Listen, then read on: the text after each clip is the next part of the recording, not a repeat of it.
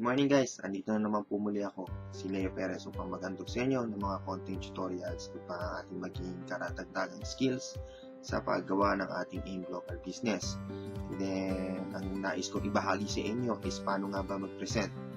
Bagaman, napakahaba kung titignan mo ang presentation, pero merong mga konting steps or stages o isa-summarize ko na lang po sa inyo kung ano po yung mga dapat natin tandaan na someday if kung gugustuhin nyo mag one-on-one presentation or yung mga group presentation natin, ano po ba yung mga stages na ating upang tandaan para magawa ang AIM Global Business.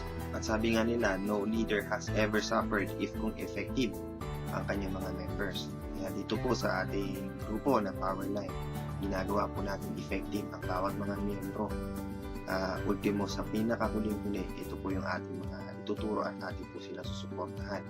Kaya ito po yung mga konting tips at tiyagain lang po natin mapanood. Hindi nais ko pong ibahagi sa inyo yung effective presentation formula. Ito po yung tatlo po muna nating tatandaan sa paggawa ng na presentation. So it has to be short. Hindi mo naman po kailangan maging mahaba yung presentation mo kasi magiging dragging or darating sa punto na maboboring yung kinakausap. Bagaman sa group presentation, you should focus on more general.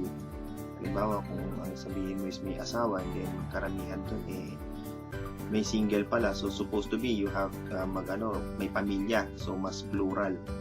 Mas maganda kasi yung mga single na or one-on-one presentation, yung nakukuha mo pa yung form, so pwede mo siya matanong kung may may nanay at tatay pa ba siya, may asawa ba siya, So bagaman it has to be short.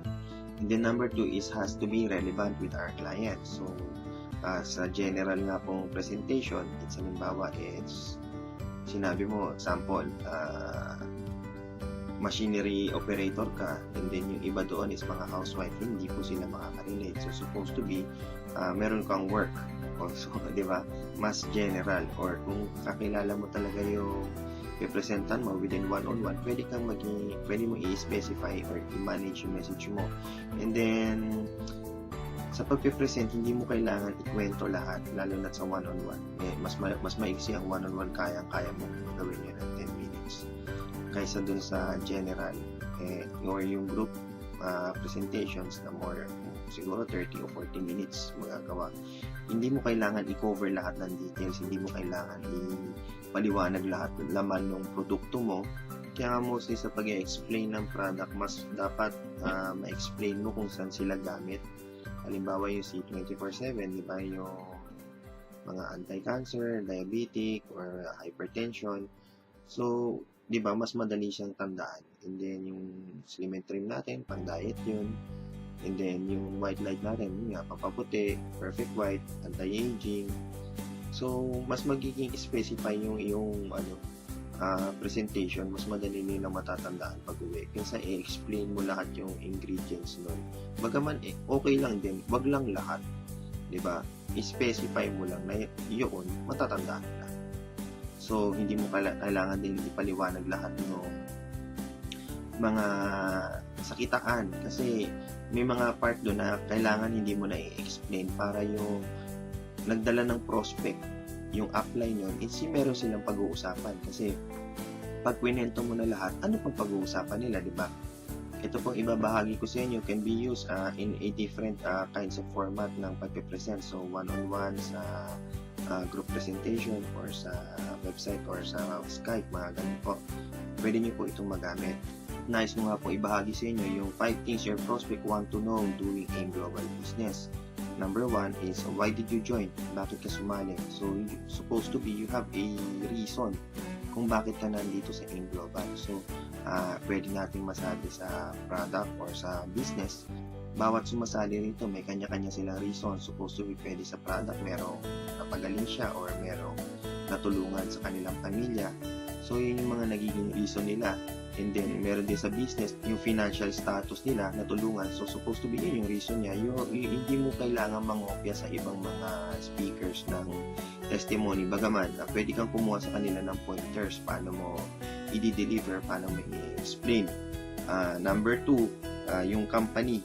Anong mga kailangan niya malaman sa company? Unang-una, yung name, of course, ng company, location, gano'n na ba katagal, ano yung mga founder, and then, syempre, masaya. Hindi mo pwede sabihin malungkot. Tama po ba? And then, syempre, pwede mo ring masabi na ang ating kumpanya is nag-i-expand na sa iba't ibang mga countries at naghahanap pa kami ng mga future partners din, syempre. Yun. So, at least kahit papano, yun yung mga dapat matandaan mo na dapat masabi mo sa inyong prospect. And then number 3 is products or business. So, why do they have to take the product or why do they have to take or know the business? So, meron bang basic needs upang kanilang gamitin ang iyong produkto? Besides, sa bagay, sabihin na natin, merong quality ang inyong mga produkto or ating mga produkto, kailangan masabi natin bakit nila ito kailangan. Diba? Bakit nila kailangan mag-invest sa kanilang health? Or kung ano, sa beauty siya, yung ating skincare products or ating mga beverages or mga coffee. Ito yung mga products na ating mostly na ginagamit, ngunit kailangan mo lang maitanim sa isip nila bakit mo to kailangan, lalo-lalo na sa business. So, bakit nila kailangan mag-business? Tama po ba? So, you have to, halimbawa, kulang ba sila sa income? Meron ba silang gustong tulungan? Diba? So, yun yung mga magiging outline mo para matulungan sila or may open mo kung bakit nila kailangan gawin ang AIM Global. And then number 4, can I do it? Kaya ko ba to? Diba? So, minsan kasi nandun yung kumpiyansa ng ibang mga tao na kaya ko ba talaga to? Diba? Kasi hindi pa nila na-experience and then wala silang mga experience sa marketing. So, nandun yung pag-aalinlangan. Pwede mo kasi sabihin sa kanila, madali lang naman ginagawa natin. Maraming tutorial sa YouTube or kagaya sa Pilipinas, pwede mo dalhin sa office yung inyong mga prospect and then pwede mo silang ipa-seminar doon. You just have to malaman kung paano yung mga invitation skills kasi iba yung pag-i-invite sa pag-present and now nandun tayo sa pag-present. Kaya yung can I do it, yun, dalhin nyo lang sa office or kung gusto mo one-on-one, isama mo yung upline mo, tignan mo siya kung paano niya ginagawa, panoorin mo siya. So yun, pwede mong i-explain sa kanya hanggang sa matuto siya. And then, pwede rin naman kayo mag-usap sa Skype. Pwede kayo mag-question and answers kung ano ba talagang dapat gawin. Bagaman, syempre, marami tayong mga apply. Pwede mo siyang i-ano na marami pwedeng tumulong sa kanya. And then, number 5, show me the money. Anong kailangan niya makita rito? So, pag sumali siya sa AIM Global, ano yung matatanggap niya? Tama po ba? And then magkano yon?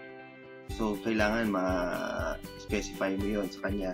And then, paano ba siya kikita at gaano kalaki ang kikitain niya. So, ito yung 5 na dapat malaman ng prospect mo, lalo na't nagpe-present ka. And then, yun nga lang sa one-on-one, mas maganda kasi pagka nagwa-one-on-one kayo, hindi yung salita ka lang ng salita. Siguro mas maging involved yung kausap mo. Kasi mas masarap yung involved siya nakapagsalita din, nagsasalita ka rin. And then, yung sa group presentation, more on general. And then, ganun din, kinakausap mo rin yung audience mo. Kaya minsan, di ba, pinapataas natin, meron ba rito mga housewife, mga nagtatrabaho. So, dun pa lang malalaman mo kung ano yung pwede mong i-mensahe sa kanila. And then, 5 things your prospect want to know about AIM Global. Unang-una is, why did you join? Profile ng company. Why do they have to take the products? Or why do they have to do the business? Can I do it? And show me the money. Maraming salamat po muli sa inyong oras na binigay sa pakikinig muli sa akin. Sana po may natutunan kayo. At kung may mga questions po kayo, wag po kayong mahihiya na mag-PM sa akin to clarify more things. And then, ito po is i-memo nyo sa inyong mga notes. At ito rin po ay maaari nyong maituro sa mga downline to the downline to the downline someday na kayo rin po is nagpe-present na as being leader. Maraming salamat po. Power.